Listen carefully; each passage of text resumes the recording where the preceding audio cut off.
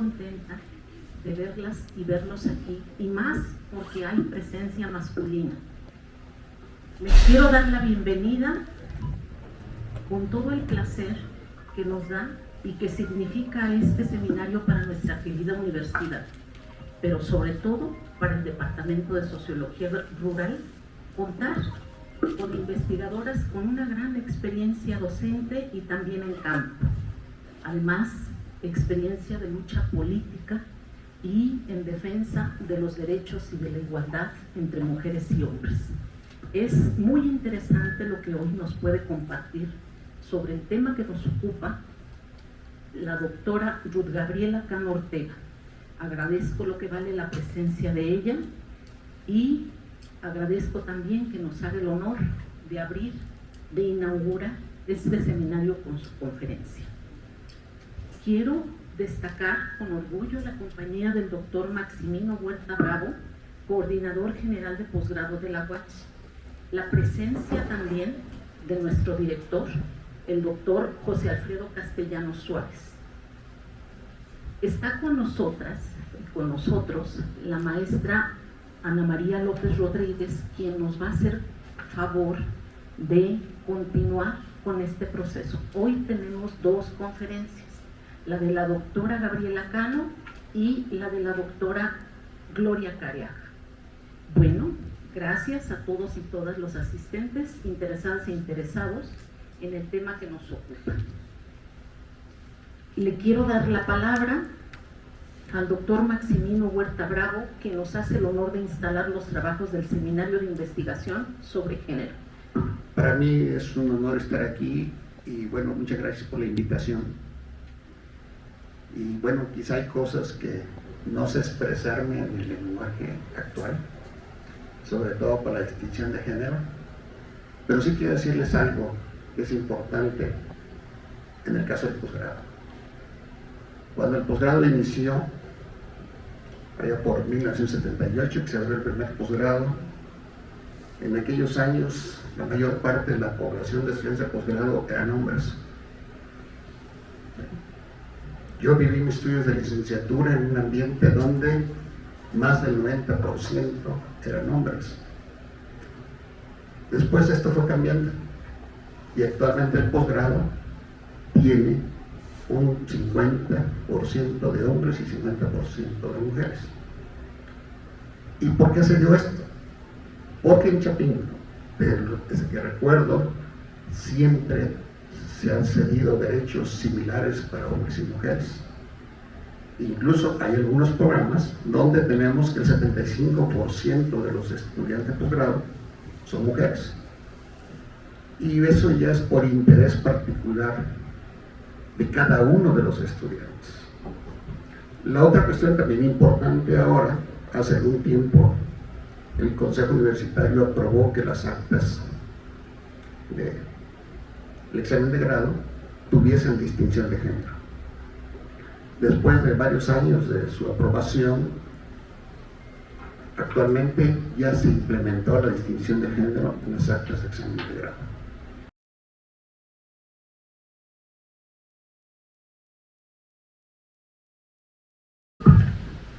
Muy buenos días, tardes. Me da muchísimo gusto estar aquí con ustedes. Estaba yo muy ansiosa de poder compartir esta conversación. Estaba yo puestísima desde muy temprano en la mañana, pero bueno, ya saben que la ciudad está llena de tropiezos. La conversación que quiero compartir con ustedes es un trabajo con el que estoy dedicada, que se trata de escribir una historia del feminismo en México. Ustedes tienen conocimientos, todas y todos tenemos conocimientos de la historia del país desde muchos ángulos: la historia política, la historia económica, la historia de la cultura, pero la historia del feminismo, a veces pensamos que el feminismo es algo muy nuevo, muy reciente, que apenas comenzó, no sé, hace 10 años o cuando se hicieron esas muy importantes reformas que mencionaron los profesores que me presentaron, como incluir a las mujeres en modificar la documentación para que las actas se refieran no solo a los hombres, sino también a las mujeres y las hagan visibles al igual que los hombres. Pero lo que yo quiero proponer es cómo existe toda una historia y una tradición del feminismo, y que es algo donde yo estoy trabajando esto. Entonces la presentación que les quiero compartir, no sé cuánto tiempo disponemos, Hasta la 1 de la tarde. Ok, bueno, sí tenemos bastante tiempo para dar espacio a las preguntas que ustedes quisieran hacer. Entonces, bueno, si pasamos la siguiente, esto. Lo que yo les quiero proponer, esto de que el feminismo no es algo abstracto, lejano, sino que se trata de un hecho histórico, un hecho humano de la sociedad, de la cultura y de la política, y que está situado en lugares particulares. Eso es por lo que sostengo que se trata de un hecho histórico al que tenemos que comprender en su especificidad en lugares, tiempos históricos particulares. Esto nos plantea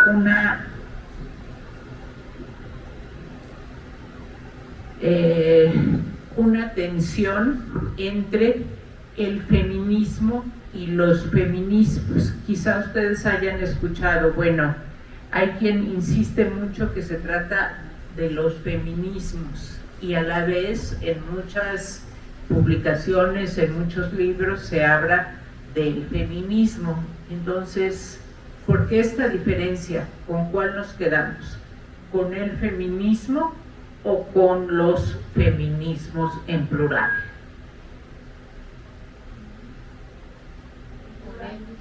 Con el feminismo en singular, y luego por acá escucho los feminismos en plural. Lo que les quiero proponer es que nos quedemos con ambos, que no tengamos que elegir frente a este dilema. ¿Por qué propongo esto de que nos quedemos con ambos, con el feminismo y los feminismos? Porque por un lado la palabra el feminismo en singular habla de algo abstracto, de algo general, y los feminismos se refiere a su concreción en circunstancias históricas particulares. Por ejemplo, podemos hablar de el liberalismo, pero también de los liberalismos. Podemos decir, pues sí, hay un liberalismo en Gran Bretaña, un liberalismo en Estados Unidos, pero también hay un liberalismo en México, mexicano, que se desenvuelve en distintos momentos y que tiene realidades específicas. Al mismo tiempo, alguien por acá decía que son los feminismos porque vivimos en una época de diversidad cultural que significa aceptar la diversidad en las expresiones de los diversos pueblos y darles el mismo peso. El hecho de que sean diferentes no quiere decir que tengan un trato desigual, es decir, el opuesto de lo igual no es lo diferente, es lo desigual. Buscamos que exista las diferencias, existan distintos feminismos, un feminismo en México, un feminismo en India, un feminismo en España, en Francia, en Gran Bretaña, en los países que han detentado el poder. Es decir, yo prefiero moverme en el feminismo como un conjunto de ideas, una filosofía política, unas propuestas y a la vez una historia de los feminismos en México. Así que, digo, no le quise poner un título tan largo como El feminismo y los feminismos en México, pero se trata justamente de ver cómo se entiende esta filosofía política, porque si nada más nos quedamos con los feminismos, pues perdemos la abstracción, el nivel de generalidad de la filosofía política que es el feminismo.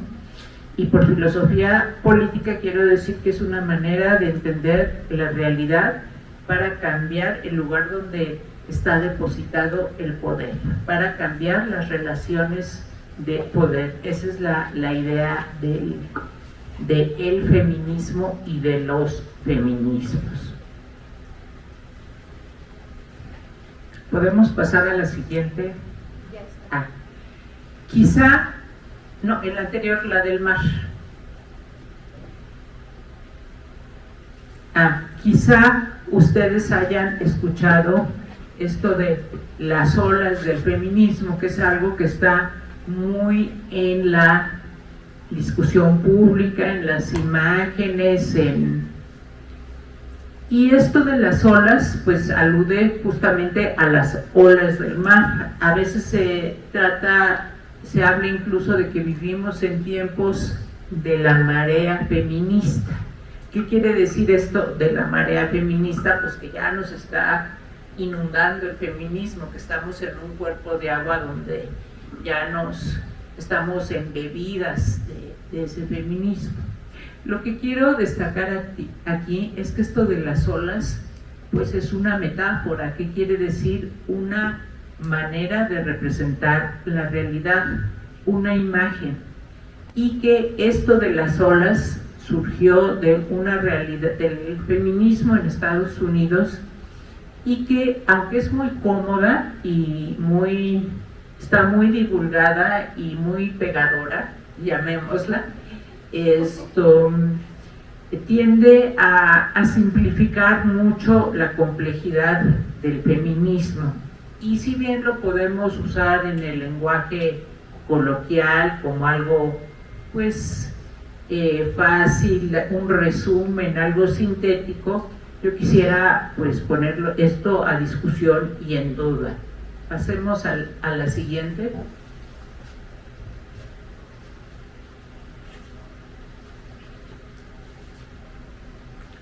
¿Por qué? Porque esto de las olas que suben y bajan se refiere al feminismo en Estados Unidos. Esta idea de la segunda ola como que fue muy pertinente, muy útil en los años 70. En los años 70, donde había unas jóvenes urbanas que estaban buscando transformar de manera radical su lugar en la sociedad, y encontraron que se había olvidado que había unas activistas que también propugnaron por los derechos de las mujeres en la primera parte del siglo. Entonces esto de hablar del mar feminista, de las olas de la segunda y de la primera ola, era como una manera de decir, bueno, nosotras también tenemos antecesoras, vamos a buscarlas, vamos a entender de qué va, y que no estamos inventando el hilo negro, aunque somos distintas. Entonces de ahí viene esto de la metáfora de las olas del feminismo.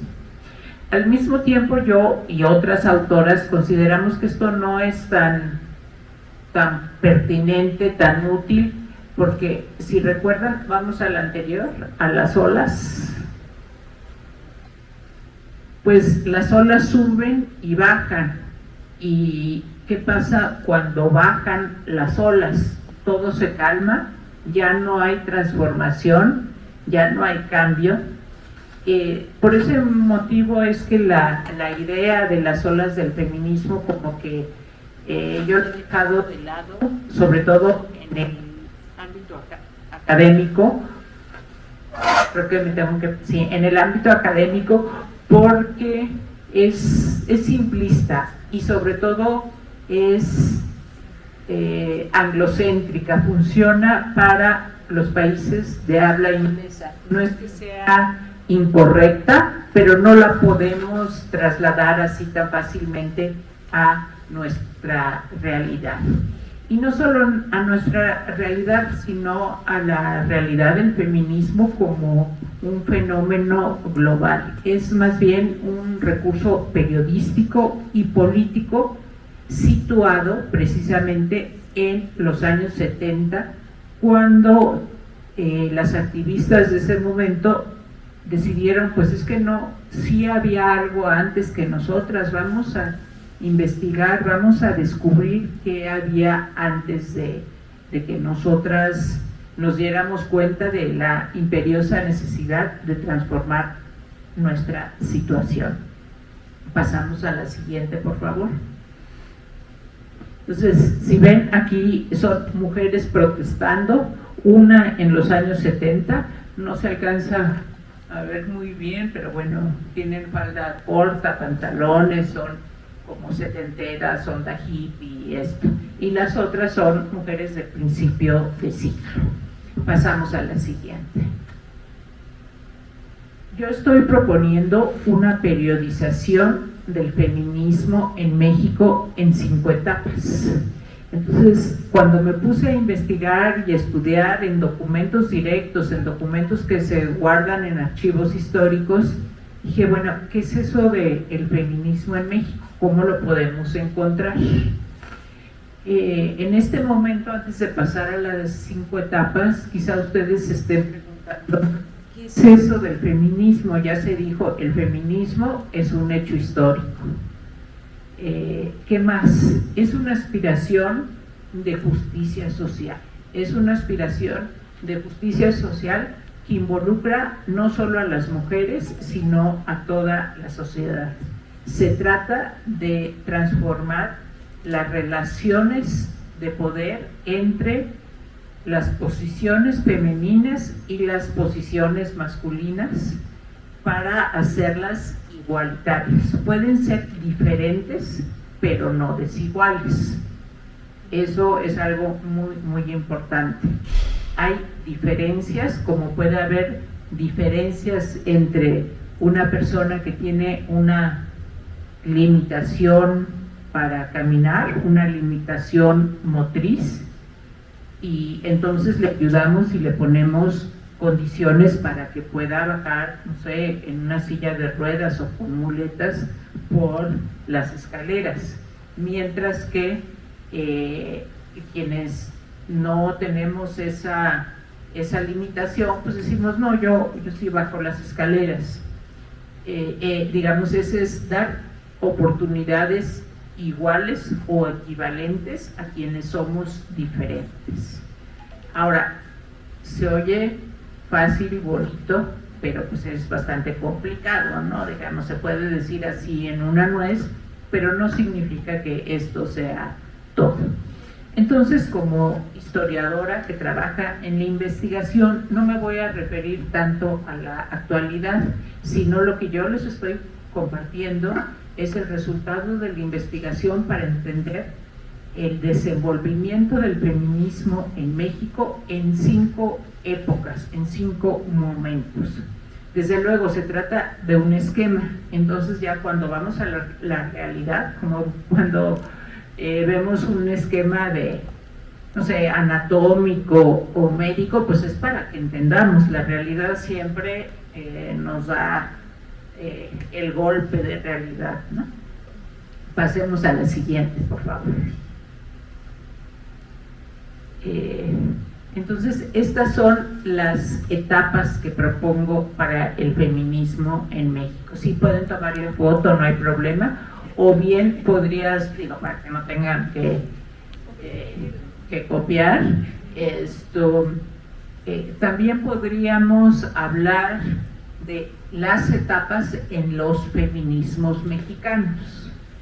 Les digo que es desde este juego, porque por un lado el feminismo se refiere a esta aspiración y actividad de justicia social en forma de la igualdad, particularmente entre las posiciones sociales femeninas y masculinas. Entonces, en sentido estricto sería los feminismos, pero bueno, para mantener esta tensión entre lo abstracto y lo concreto, pues yo encuentro estas etapas de los feminismos en la historia de México. Son 5 etapas que nada más para que estemos en lo mismo me voy a permitir leerlas, y al leerlas ustedes se van a dar cuenta que marqué unas en rojo. Las marqué en rojo porque es en las que me voy a detener unos momentos más. No puedo abarcar todo, ni siquiera antes del tráfico. Desde que planeé la presentación, porque es una presentación preparada especialmente para ustedes, pensé, bueno, quizá presento un panorama general y me detengo en 3 etapas del feminismo, porque no... ¡Ay! ¿Se movió? Ahí estamos. Con las etapas en el feminismo mexicano. La primera etapa, pues, es la etapa que corresponde al siglo XIX y se refiere a la educación intelectual y profesional de las mujeres. Es donde estaba, eso era el meollo de la discusión pública en ese momento. Hace un momento el maestro que inauguró estas conferencias decía, bueno, es que antes solo había hombres estudiando en esta universidad. Y es que, pues como les digo, todos los esquemas no son tan exactos. En esta época, que todavía corresponde a la etapa del gobierno de Porfirio Díaz, entre 1887 y mediados de la Revolución Mexicana, es cuando esto era la gran novedad en México. La discusión era si las mujeres podían estudiar y podían ejercer las profesiones de medicina y de derecho, si podían convertirse en cirujanas y o convertirse en abogadas. Y fue una discusión que movió a la prensa, sobre todo en torno al caso más emblemático, que fue la primera América mexicana que obtuvo el grado en 1887. Justo por eso lo menciono. O sea, hace más de un siglo de esto, y fue un acontecimiento verdaderamente importante, porque incluso el presidente de la República, Porfirio Díaz, estuvo en su examen, porque para Matilde Montoya fue todo una trayectoria muy difícil. Tuvo apoyo de algunos profesores, el rechazo de otros profesores que decían que no podían enseñar ciertos temas en frente de una señorita relacionados con el cuerpo. Se decidió que para mantener la moral sexual, la estudiante Matilde tenía que acudir al anfiteatro justo en la noche y sola. Para que no pasara pues ahí el bochorno de estar con sus compañeros viendo los cuerpos. Yo pongo, bueno, y sí, en México no ha habido impedimentos jurídicos reglamentarios para que las mujeres accedan a las profesiones. Tanto antes de que, cuando solo eran escuelas profesionales y no estaban incorporadas a universidades, no había nada que dijera solo los hombres. En otros países sí. Aquí los obstáculos eran de tipo cultural y social. pongo como un momento de cambio el año de 1916, porque ahí es cuando ocurrió el congreso, los congresos feministas de Yucatán, ya en la época de la Revolución Mexicana, y a eso me voy a referir un poco más adelante. La segunda etapa, en la que no me detendré gran cosa, es la etapa donde la discusión ya no es tanto la educación intelectual, la capacidad intelectual, sino la participación en procesos electorales y procesos políticos. Y bueno, pongo como fecha de inicio justo a la mitad de la Revolución Mexicana y, ay no, creo que aquí hay alguien que está en sala de espera y que hay que admitirla. Ah, no, allá no le sale. Pero bueno, ¿admitimos a Lupita? Admita a todos. Admito a todos. Ahí está. Entonces, les decía, la 1939 es durante el gobierno del general Lázaro Cárdenas. Ahora voy a explicar por qué es un hito este momento. No es un hito muy bueno, pero bueno, sí lo veo como un momento de cambio y de corte. Después, el periodo siguiente, que es de 1939 a 1971, y no me importa como que, no son tan importantes las fechas, sino las discusiones, los procesos que ocurren.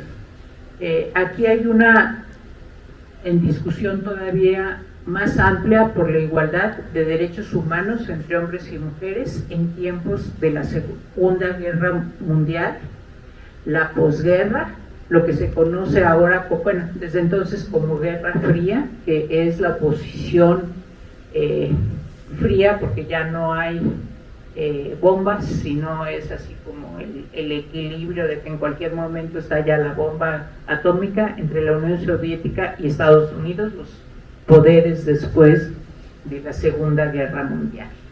Tampoco me detengo, esto es nada más como una introducción. La cuarta es el tema de la autonomía personal y el control sobre el propio cuerpo. Esto es lo que usualmente se conoce como segunda etapa del feminismo. Todo lo anterior es la ola. Todos los tres cuadritos sería la primera ola del feminismo. Mientras que este periodo es la segunda ola, donde vienen temas relacionados con la decisión sobre el propio cuerpo y la autonomía corporal. La autonomía personal. No es que estos temas no estuvieran en etapas anteriores. Por ejemplo, eso del acceso,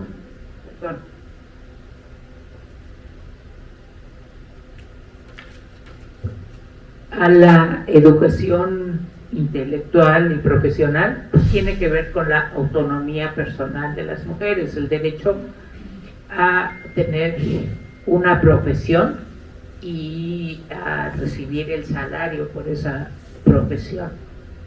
De tal manera que sí, esos feminismos en América Latina.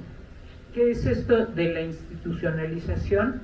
Son las medidas reglamentarias de políticas públicas que cambian la relación social y de poder entre hombres y mujeres. Por ejemplo, esta modificación en los exámenes para visibilizar a las mujeres. Pasamos a la siguiente. Entonces, bueno, esta es la educación profesional de las mujeres, que termina a la siguiente. Pasamos a la siguiente, por favor. Ay, la segunda, no, es que aquí las desglosé, se las vuelvo a pasar para que sepamos. La cuarta etapa y la quinta etapa. Vamos a detenernos un poco en la quinta etapa, en la que sigue. Esto que es 1915 es el final de la segunda etapa y el principio es el final de la primera etapa y el principio de la segunda. Esto es plena Revolución Mexicana, es el año de 1915, que es cuando se está preparando el Congreso Feminista de Yucatán. ¿Por qué en Yucatán? Porque en plena Revolución Mexicana los ejércitos de Venustiano Carranza están tratando de controlar militarmente al país, militar y políticamente al país, y se envía a Salvador Alvarado, sonorense, a Yucatán. Los constitucionalistas, como quizá ustedes recuerden, buscaban establecer un estado laico donde no hubiera influencia de las creencias religiosas. Y además estaban atentos a los cambios que se estaban dando en el mundo. El Congreso Feminista fue dirigido a profesoras de escuela de Yucatán, incluso les financiaron el viaje para Yucatán, y una de las participantes y organizadoras fue Ermila Galindo. Ella era, hoy llamaríamos asistente ejecutiva de Venustiano Carranza, e incluso representó a Venustiano Carranza en misiones internacionales. A esto se refiere la visibilización de las mujeres en la historia.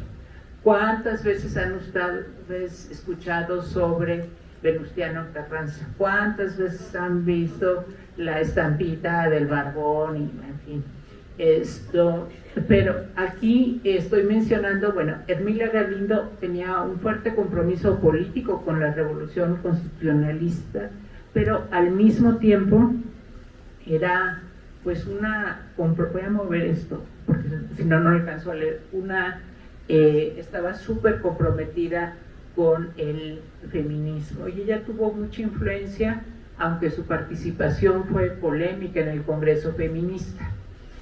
Les voy a leer un pedacito donde Ermila Galindo escribió esto. Dice: si la mujer es compañera del hombre y no su igual, no hay motivo, y su igual, perdón, y no su igual, es que no veo.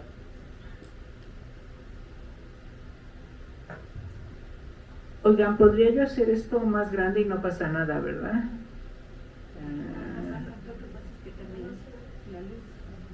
La luz. Para ustedes. Ah, sí, gracias. ¿Me la puedes poner así el PowerPoint para que yo pueda leer? ¿Ves que el PowerPoint tiene una función? Muchas gracias aquí a los compañeros. Ah, gracias, sí, perfecto. Dice: si la mujer es compañera del hombre y su igual, no hay motivo plausible para que lo abandonemos a la hora de decidir la suerte definitiva o temporal de la patria. Que participe dentro de su capacidad y circunstancia no implica en modo alguno el propósito de usurpar o invadir los derechos del ciudadano. No necesitamos de la ciudadanía, tenemos un medio propicio y el terreno fecundo, el hogar. La noble causa constitucionalista no será la que oponga resistencia a nuestras justas aspiraciones. Quizá les sorprenda un poco el texto, no solo por el lenguaje de la época, sino porque Ermila Galindo está mandando un doble mensaje. Era muy aguda y muy inteligente. Está diciendo: no se asusten, nosotros vamos a estar influyendo en la sociedad dentro del hogar, pero como ustedes son constitucionalistas y progres, no se van a oponer a la cuestión de justicia, que es la justicia. De hecho, Ermila Galindo envió una solicitud al Congreso Constituyente de 1917, al famosísimo Congreso de Querétaro, donde se redactó la Constitución, solicitando que la nueva Constitución revolucionaria incluyera el voto femenino. Dijeron: ¿qué les pasa, no? En México eso no va, pero es una temprana expresión de del feminismo en México. Esto lo escribió Galindo en 1915 y bueno, esta es la etapa donde la igualdad ciudadana es algo muy importante. El gran logro de Ermila Galindo es que al menos lo presentó, y si no se discutió en el Pleno del Congreso Constituyente, sí llegó a discutirse en la Comisión de Puntos Constitucionales. Bueno, pasemos a la siguiente.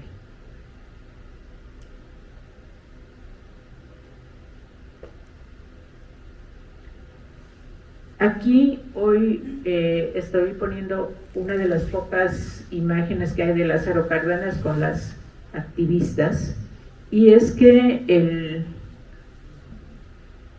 con las activistas del sufragio, fíjense, han pasado desde que estábamos en la anterior, que es de 16 a 37, son casi 20 años de efervescencia localizada en torno al sufragio femenino. No es que fuera un movimiento de masas, pero casi ningún movimiento fue de masas. El movimiento obrero pues era localizado en centros industriales. Los agraristas, ustedes saben, no estaban en todo el país, estaban en ciertas regiones del país y sus demandas eran muy diversas. Lo mismo con las activistas del sufragio femenino. El tema fue avanzando porque fue importante que en Estados Unidos el sufragio femenino se agregó a la Constitución temprano, en 1919, se aprobó la enmienda y se agregó en 20.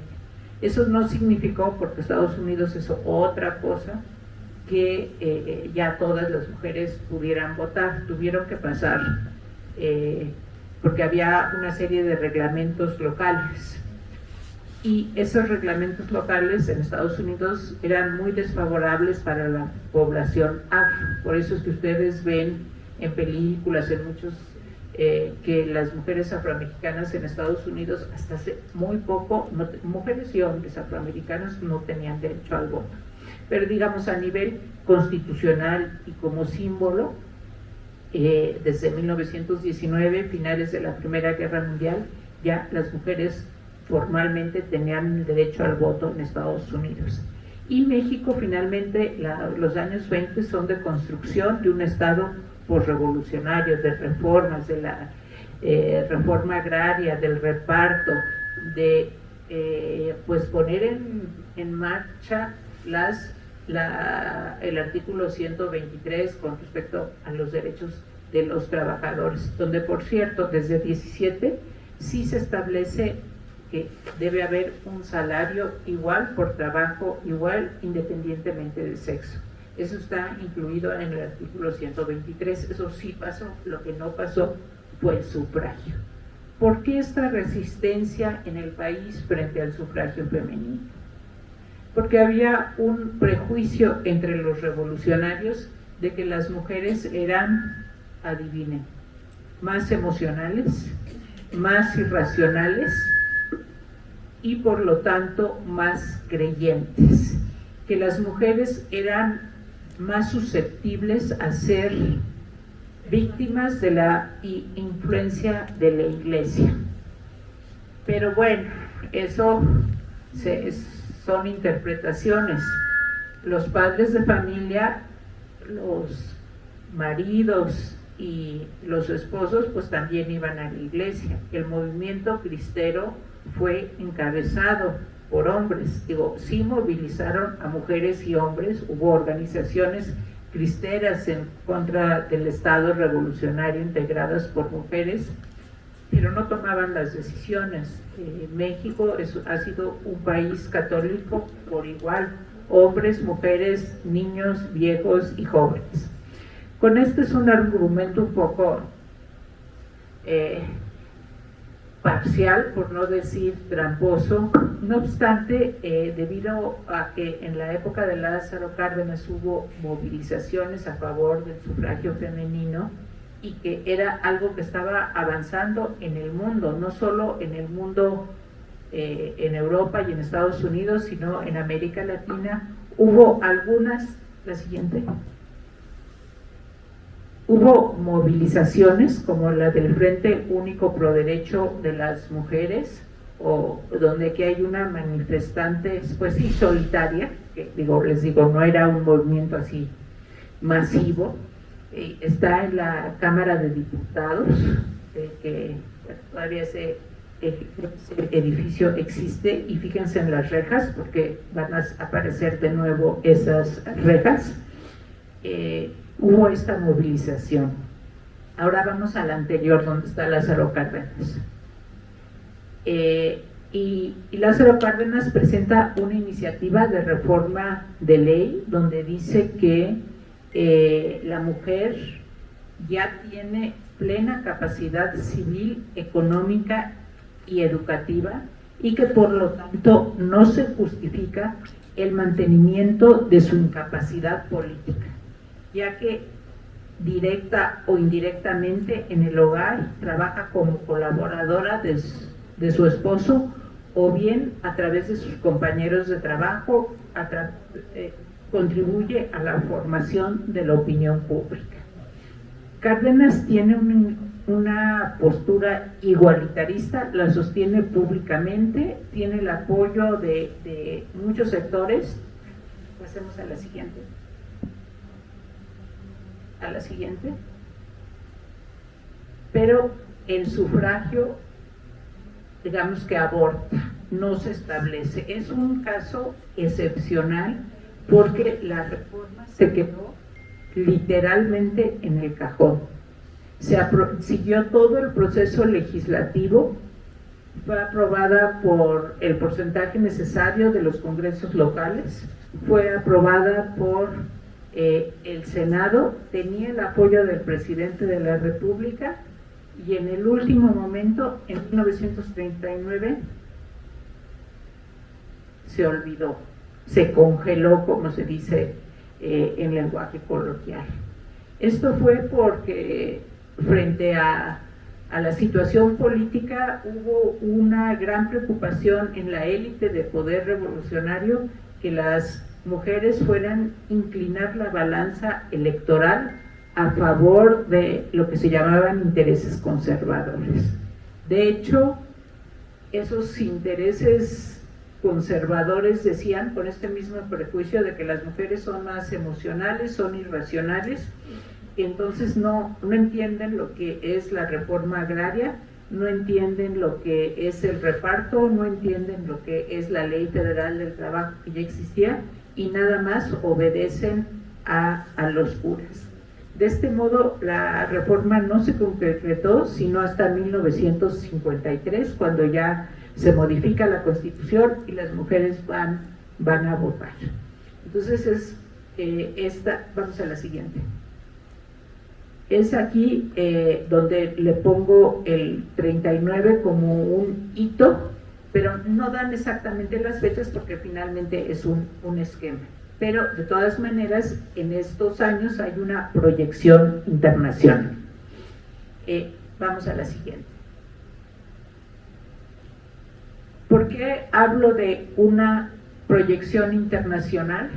Al término de la Segunda Guerra Mundial, los países, bueno, realmente en la Segunda Guerra Mundial ganó pues Estados Unidos y algunos países europeos que estaban buscando condiciones económicas favorables para la reconstrucción de lo que ellos llamaban el mundo después de la Segunda Guerra Mundial. Claro, era su mundo. Dentro de eso, los países de América Latina tuvieron una gran importancia y lograron hacer una conferencia internacional en Chapultepec. Se llama la Conferencia Internacional de Chapultepec.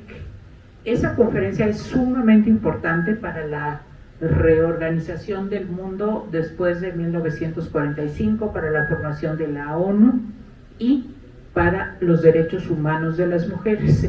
Digamos, esta parte de Chapultepec es conocida, pero la parte que no conocemos bien es lo relativo a los derechos de las mujeres. Porque desde Chapultepec hubo una insistencia de diplomáticas latinoamericanas para que en la conferencia de formación de la ONU sí hubiera mujeres presentes. Lograron sacar un acuerdo, ¿cómo? Pues con movilización, con grilla, está más institucional que en las calles. Lograron sacar un acuerdo que estableció cuotas para las delegaciones en San Francisco. No fue poca cosa. Si ven en la izquierda, la foto es la delegación mexicana y hay 2 señoras. Es bien poquito, pero es. Ninguna de las 2 era propiamente delegada, entonces no le tocó firmar el Acta de Naciones Unidas. La otra foto es la Asamblea de Naciones Unidas. No obstante, pasamos a la siguiente, por favor. La carta.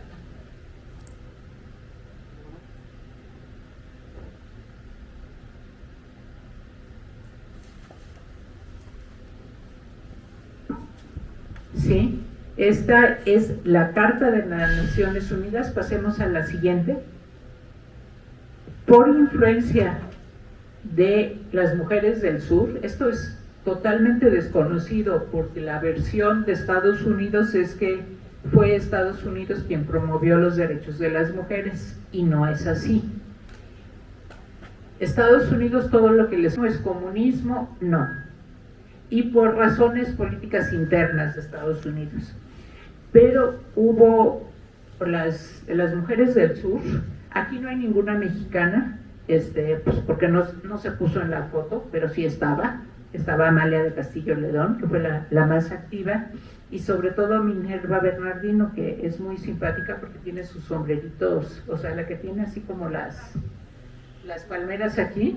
Bueno, ella era muy buena para el cabildeo y teniendo trabajo previo en América Latina, lograron, vamos a la anterior, la que estaba en inglés, que la Carta de las Naciones Unidas, si ven, no sé si no se alcanza a ver, y además lo dejé en el original en inglés, pero dice: nosotros, los pueblos de Estados Unidos, estamos determinados a salvar a las generaciones que vienen del azote de la guerra que en nuestra etapa de vida nos ha causado muchísimo sufrimiento a la humanidad, y queremos reafirmar la fe en la humanidad, en los derechos fundamentales, eso se convierte en los derechos humanos, en la dignidad y el valor de toda la persona y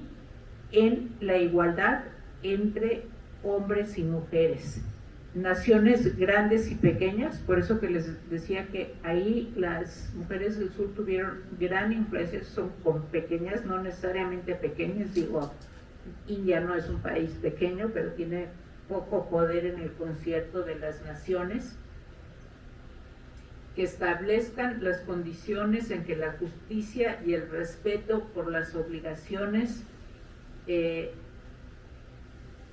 surjan de los tratados, de las leyes internacionales, se puedan sostener. Entonces, bueno, esto es el preámbulo, esto es importante en términos jurídicos, porque no es el artículo 32, está en la mera introducción. Es el fundamento. Vamos a la siguiente. Esta y luego a la siguiente. De la declaración. A la anterior, a donde está el grupo de mujeres del sur, que además es una foto muy buena. Formaron dentro de Naciones Unidas la Comisión del Estatus de la Mujer, que todavía existe, tiene otro nombre, y es de donde han surgido todas las iniciativas internacionales respecto a la violencia, respecto a los derechos de la diversidad sexual y estas señoras lograron que no estuviera subordinada a otra comisión, que no estuviera ahí en el Comité de Igualdad Económica y Social de los Pueblos, que fuera la subcomisión, sino es una comisión, digo, la ONU es burocrática, pero bueno, dentro de eso, dentro de esa estructura burocrática, con autonomía y con presupuesto. Las repercusiones fueron enormes. La Declaración de Derechos Humanos, la Declaración Internacional de Derechos Humanos también incluye la igualdad entre hombres y mujeres, así mero al principio. Ya no la puse porque si no nunca acabamos. Pero bueno, y esto obliga a los países signatarios que participan en Naciones Unidas es un compromiso. Claro, es un compromiso formal que no necesariamente se lleva a los hechos, pero importa. Y con esto es con lo que terminó en 1971 como el ímpetu de esta formalización de los derechos igualitarios dentro y fuera de México. Hubo un revés, que fue ese revés de 1939, cuando dijeron, no, las mujeres van a apoyar al fascismo. ¿Por qué? Porque son mujeres. Y bueno, ese es el periodo que yo identifico. Pasemos al siguiente periodo. Este es donde que corresponde, poco más, poco menos, a la así llamada segunda ola del feminismo. En esta segunda ola, el énfasis está en la autonomía personal y el control sobre el propio cuerpo. Pasemos a la siguiente. Aquí son manifestaciones como la despenalización de la interrupción voluntaria del embarazo, que en México es un tema que se empieza a discutir desde principios de los años 70, por eso pongo 71. Son las rejas donde estaba la señora sola con su cartelito que decía voto femenino, son las mismas rejas de la Cámara de Diputados en el entonces Distrito Federal. Aquí esto de libre y gratuito era como un servicio de salud pública, y eso es lo que significa. El tema de la despenalización del aborto estuvo implicado con otro asunto global de gran importancia, que fue la anticoncepción. México había tenido una política pronatalista a lo largo de toda su historia. ¿Qué quiere decir pronatalista? Promover el crecimiento de la población, con la idea de que entre más población había en una nación, más fuerte era esa nación y mayor riqueza podía tener. Esto empezó a cambiar en los años 70 frente al crecimiento demográfico. Los países del norte decían, no, es que allá abajo hay muchos, o sea, son muchos y no vamos el mundo no va a poder resistir. En realidad es una cuestión más de desequilibrio de poder y de acceso a los recursos. Pero bueno, vino la política de anticoncepción y de la llamada planificación familiar. Las feministas dijeron, esta es la nuestra, porque con la anticoncepción podemos espaciar el número de los hijos, y como ninguna anticoncepción es perfecta, la vinculamos con la despenalización de la interrupción del embarazo. Es decir, son proyectos políticos y económicos distintos, pero hay una cierta coincidencia. Una cosa es las feministas, que en México, como no estaba prohibida la anticoncepción, esa no fue una demanda feminista. O sea, antes de que se transformara la política demográfica, pues sí se veía mal el uso de métodos anticonceptivos, antes de que hubiera la píldora química. pero no estaba así propiamente penalizado ni perseguido, como en Argentina, por ejemplo. Ahí sí, ahí la demanda feminista por la anticoncepción fue de la mano del aborto y del divorcio, porque todo eso no existía en Argentina. Aquí, como México participó de esa política de planificación familiar y avanzó muy rápido en la distribución de anticonceptivos en el sistema de salud en los 70, el feminismo se enfocó en la despenalización del aborto.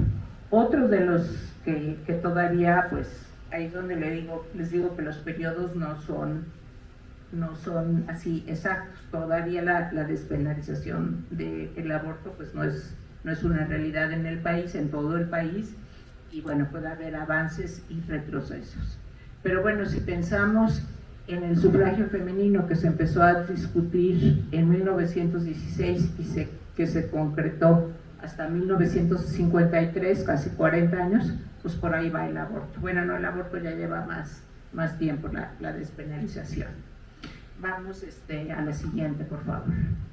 Otra de los grandes, estos que usaron recursos muy teatrales, ¿no? Esta es una manifestación donde no solo es el luto por los desaparecidos políticos, sino es el luto por las madres muertas en abortos clandestinos.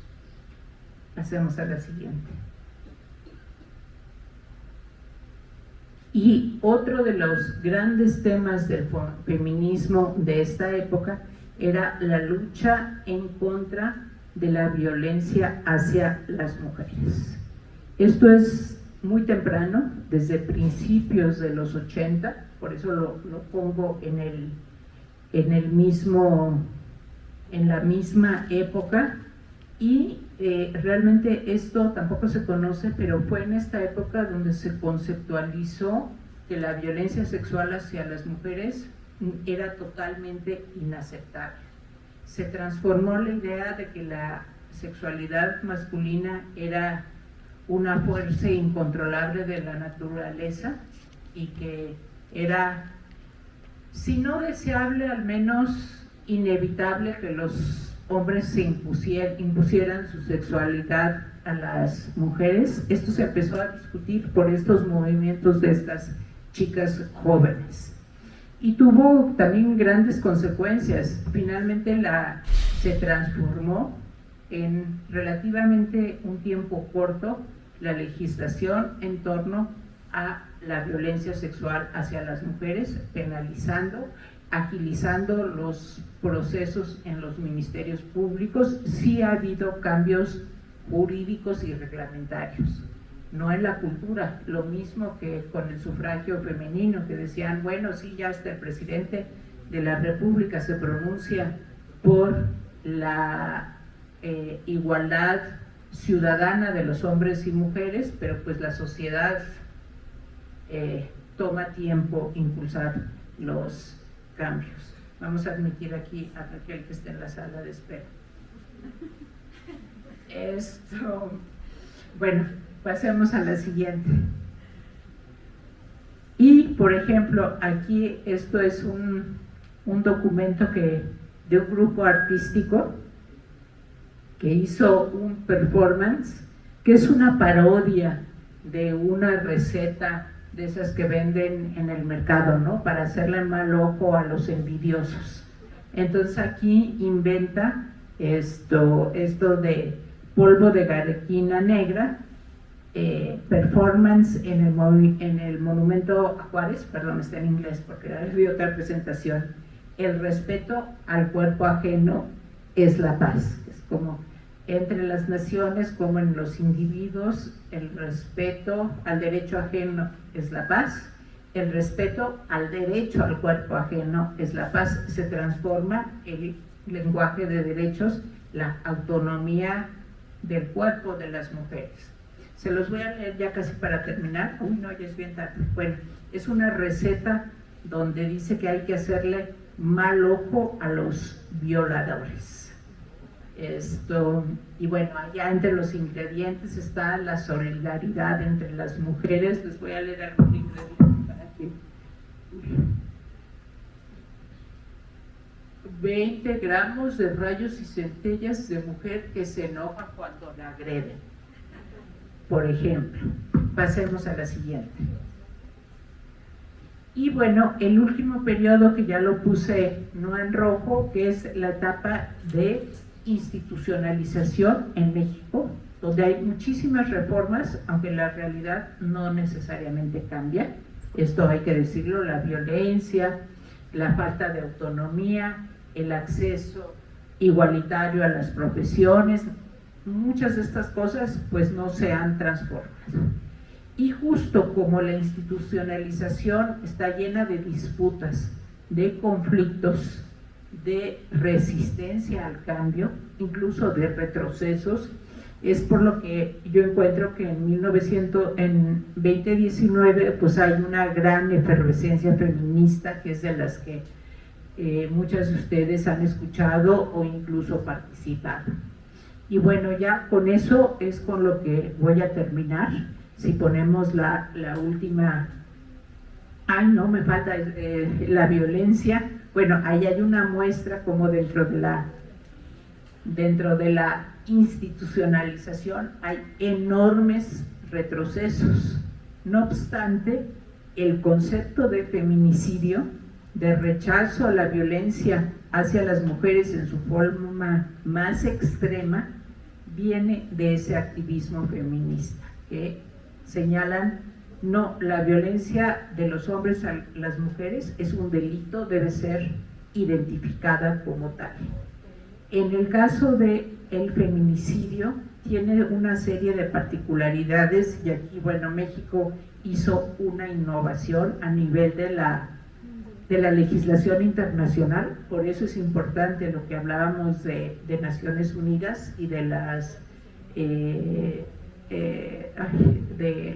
organización de la OEA, de la Organización de Estados Americanos, porque la definición del concepto de feminicidio también es relativamente rápida. Bueno, no es rápida cuando uno lo está viviendo, pero en términos de procesos legislativos y de cambio, pues sí, se incorpora la legislación relativamente pronto, a partir de los casos muy frecuentes de feminicidio en la frontera norte.